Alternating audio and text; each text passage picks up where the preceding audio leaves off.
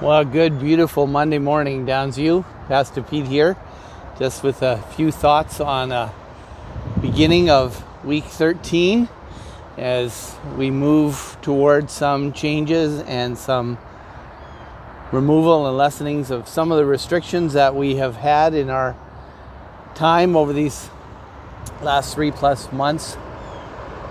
I just love this weather.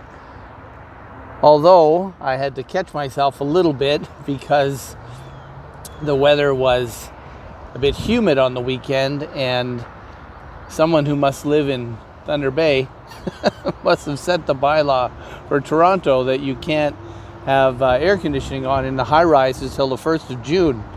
Now this year it's been fine, but for some time now, the last couple of years that we've lived here, of course, it's been odd that you could have put the air conditioning on in April and people would have been happy with it. And I catch myself, and I thank God for his ministry that moves to catch me. He catches me more than I catch myself, in terms of that beginnings of grumbling and complaining. That I love hot weather. Pam and I love to be around where there's sunshine. Part of the reason we love Southern Ontario even differently than living up north. We love the hot weather that's here.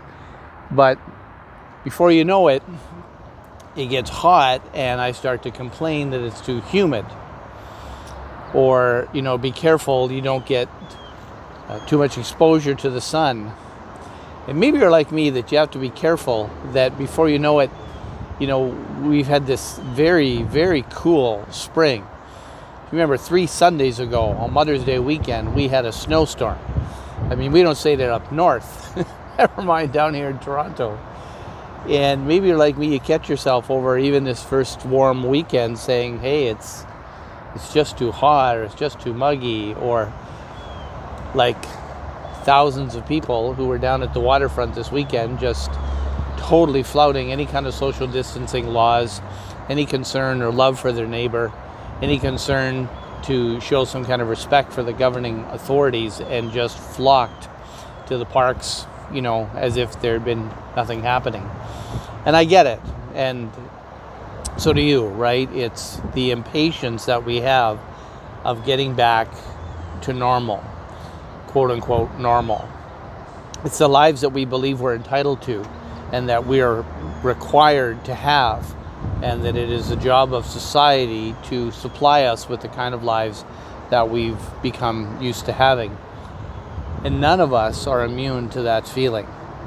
Some of us are getting cranky that churches aren't back in place, or that there's still restrictions on how many people we can have visiting together, and some of us are just saying, to heck with that, I'm just going to do what I want. I know better, or I care better.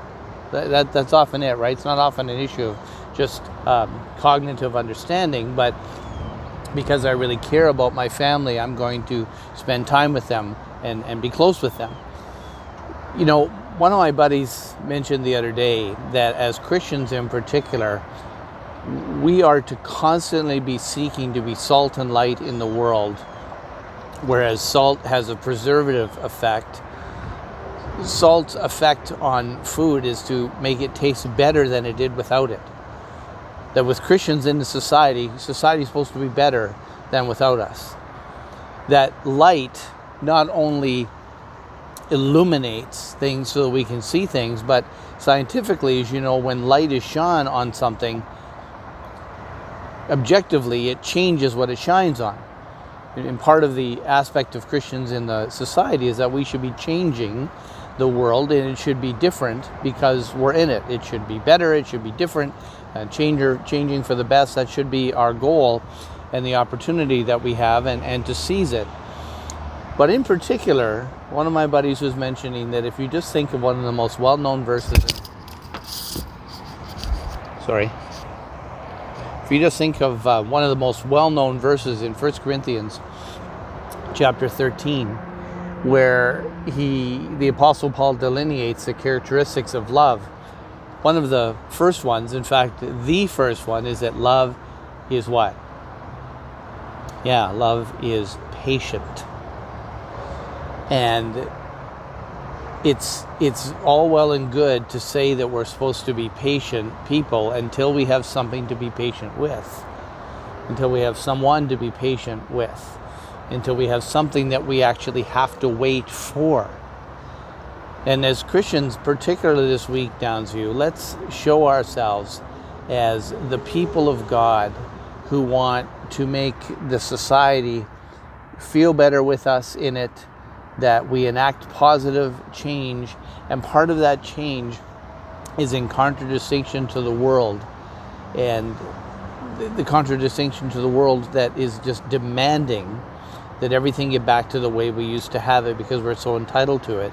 Instead, that we're Christians who are persevering, patiently, willing to sacrificially hang in there for love of neighbor, for love of one another as Christians, and indeed for the society as a whole, to the end, friends, that God really would be seen and enjoyed in our lives, and that the world will know that we are Christians, where we have love, in particular for one another, but also as that it seeks to extend into society. So some pretty simple thoughts today, friends, but I think thoughts that we just need to be encouraged in and to be reminded of once again in these difficult times. So I do pray that you will enjoy the glorious weather that is out here.